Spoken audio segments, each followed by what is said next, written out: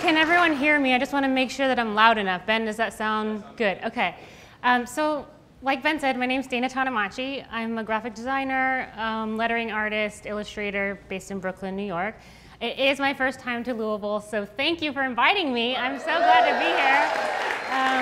I've had the best time, even though it's short. I wish I could stay longer. But before I jump into today's topic, I figured I would give you a little bit of context on who I am and what I do.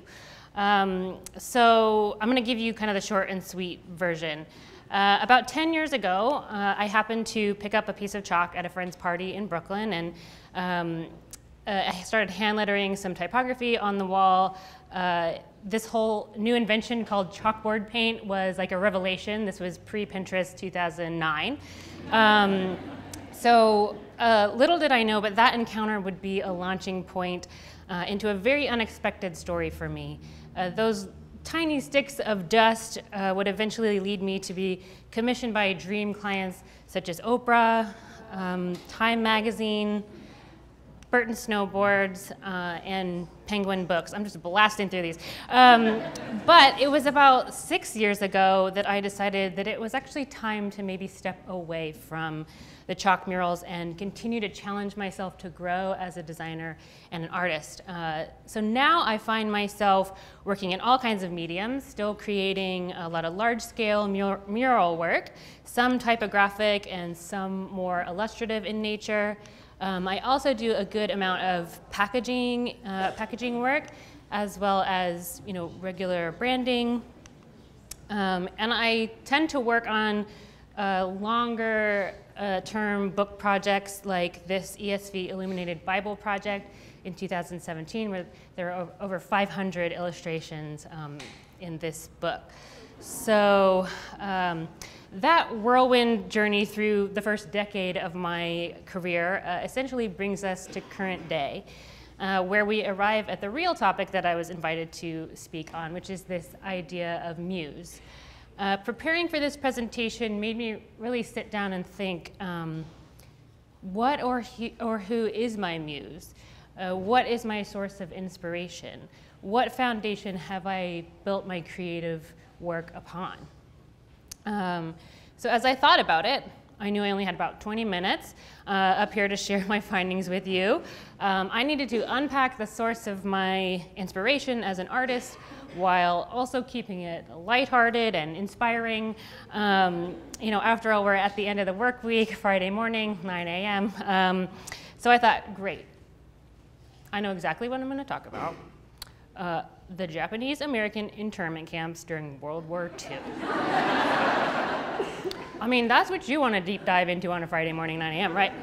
That's what I thought. So stay with me for a second, because if you'll let me, I'd like to take you on a short journey through a uniquely American experience that is rarely talked about or understood. And frankly, it is a story of injustice and remains a relevant reminder for us as a nation not to repeat our past mistakes. But it's in this story that I have found my muse. It's my family's firsthand pilgrimage through this literal and figurative desert that has taught me so much about the power of beauty and creativity, especially in the midst of very dire circumstances and seemingly hopeless situations. I try not to cry. This morning, I want to introduce the idea of Gaman. And this is a Japanese term meaning to endure the seemingly unbearable with patience and dignity. So let's begin. In 1942, shortly after the bombing of Pearl Harbor by Japan, the US government called for the forcible removal of Japanese Americans from their homes, mainly in coastal states, western coastal states like California, Oregon, Washington State, and to inland internment camps where they would remain until the end of the war in 1945. So that's about 3 years. This photo by Dorothea Lange shows a heartbreaking and freshly painted sign in front of a Japanese-American-owned store in Oakland right after Pearl Harbor. The owner wanted to make sure his community knew where his allegiance lied. Yet despite their innocence, nearly 120,000 Americans of Japanese descent were torn from their homes and communities simply because they were assumed to be the enemy aliens. Wow. Never mind that 2/3 of these men, women, and children had been born in the United States with English as their first language. So some could not even speak or read Japanese. The imprisonment of Japanese Americans during the war was an unjust and unconstitutional act that was fueled by fear, suspicion, and racism.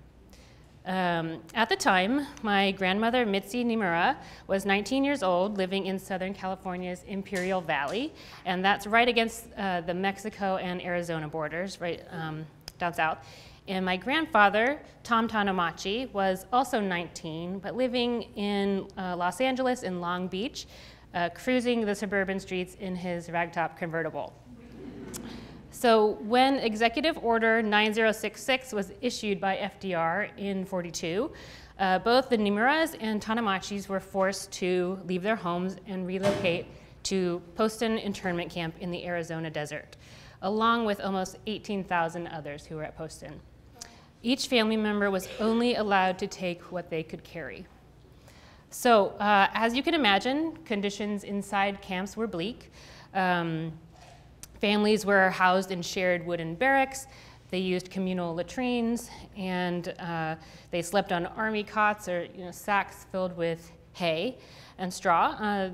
With the days stretching on like an eternity and no sign of immediate release, the internees began to organize themselves into different departments. They had teachers, doctors, and nurses formed little hospitals. We had mess hall cooks and the like. They began to build a sense of community and order among the chaos. Makeshift libraries, churches, baseball and dance teams sprung up. My grandmother served in the sewing department making patterns, and my grandfather, Tom, was put in the drafting department as he had taken some architecture classes back in California. So while in camp at Poston in Arizona, Tom and Mitzi eventually met for the first time at a social event. She thought he was the most handsome man she had ever seen, and they were married shortly after. So simpler times, am I right? So meanwhile, Mitzi's mom, my great-grandma Nimura, was busy in her own right. She described as a loving and gentle mother by her children. She seemed to have a knack for crafting and working with her hands.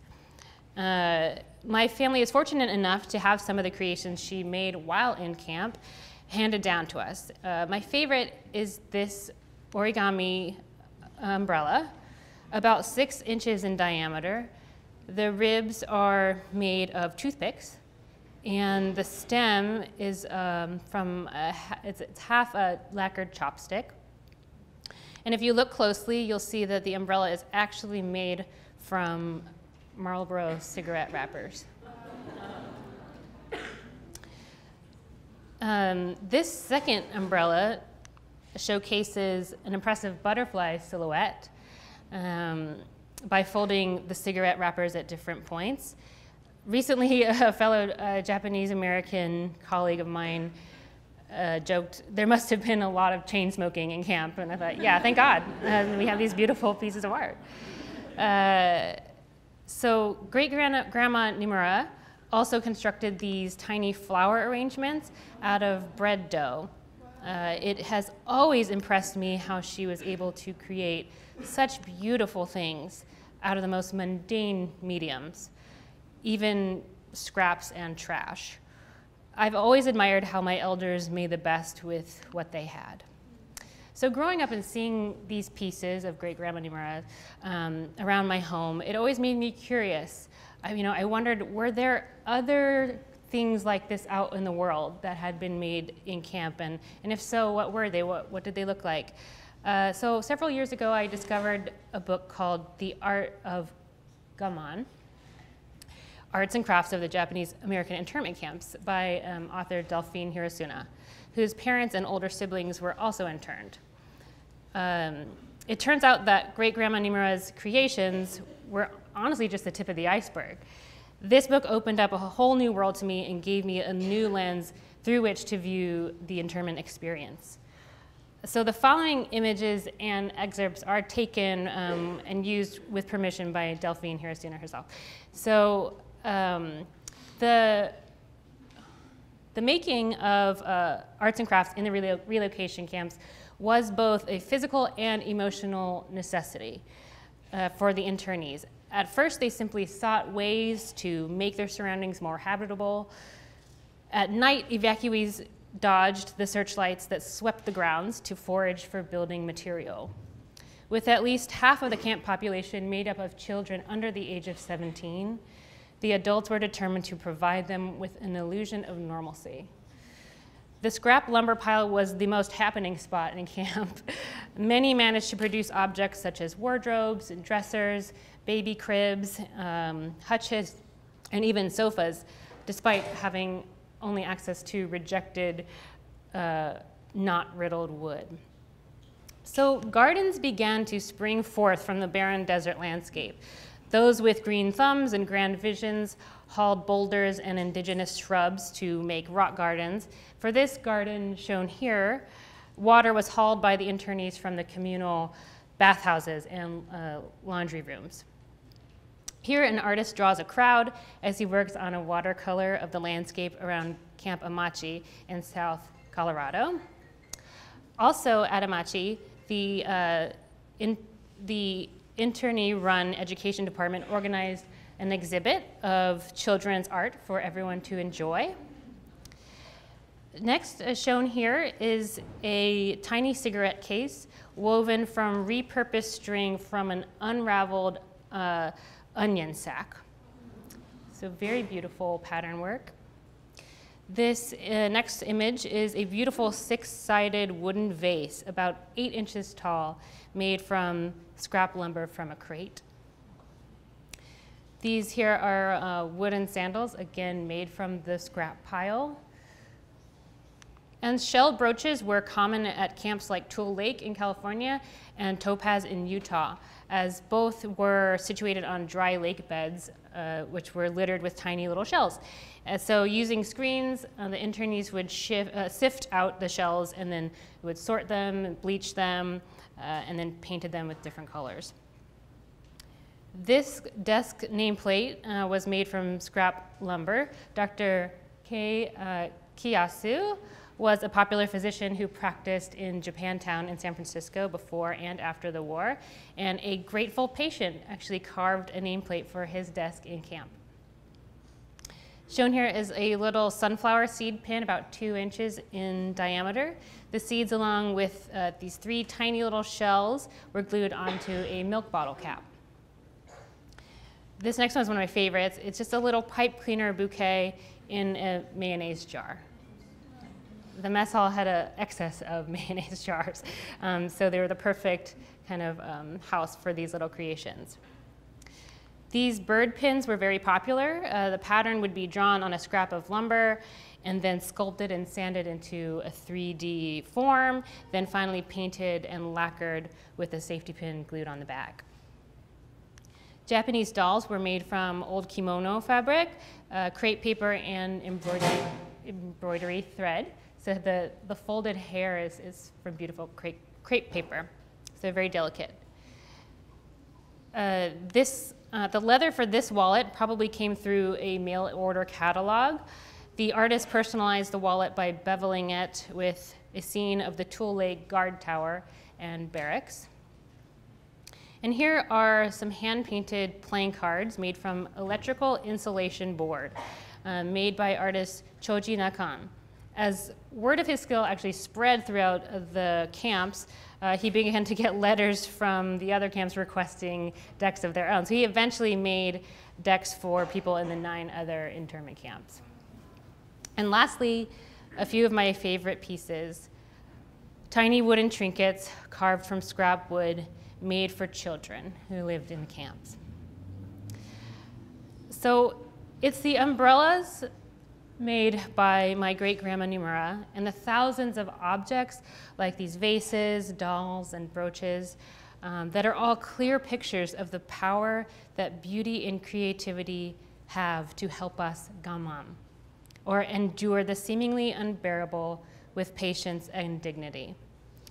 Life has many valleys and mountaintops in store for us, but these pieces of art have challenged and inspired me to my core. How will I navigate these ups and downs, these victories and losses? Art was a saving grace for my family, and I hope to carry on that tradition.